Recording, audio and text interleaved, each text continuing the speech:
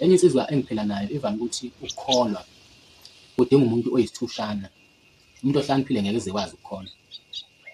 Le nkulumo yakhe le ngangingaqondi ukuthi iqonda ukuthini, kodwa ngiphuzile uku-understand ukuthi ngempela ekukholweni kuyafuna ngempela ukuthi ube umuntu ongahlakaniphile, ngoba laphana bayakwazi ukuthi bethathe into engekho ebonakalayo ukuthi imvudane, kodwa uthole ukuthi ibizwa ngemfihlakalo, kuthiwa lento iyimfihlakalo, lento ijulile.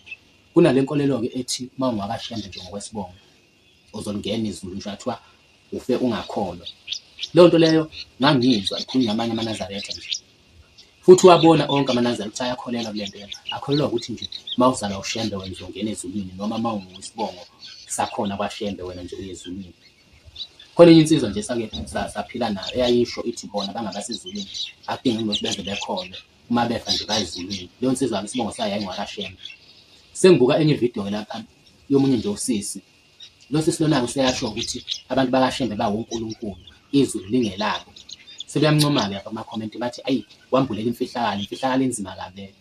Kodwa manje mase sesibuya ngempela sesicabanga nje ngengqondo ephile saka, kodwa wena usucabanga ukuthi ngempela ezulwini sekungenwa ngesibongo, noma kungeniwa ngokuthi uzalwa ubani, noma kungeniwa ngokuthi uhlobene nobani. Leyo nto leyo ngicabanga ukuthi uma uphilile kahle ekhanda ungacabanga ukuthi kwenzeka kanjalo ngale kwethuna. Yebo emhlabeni bekungenzeka, yebo emhlabeni i-connection uyasebenza, yebo emhlabeni uyakwazi ukuthi emsebenzini ingabe kuphi ungene ngokuthi uhlobene nobani, ukuthi uzalwa ubani, zonke lezi zinto lezo. Kodwa asikwazi ukucabanga ukuthi indaba kaNkulunkulu ngempela sekungathiwa isetshenzwa ngaleyo ndlela uma nje ucabanga kahle ngendlela eqondile.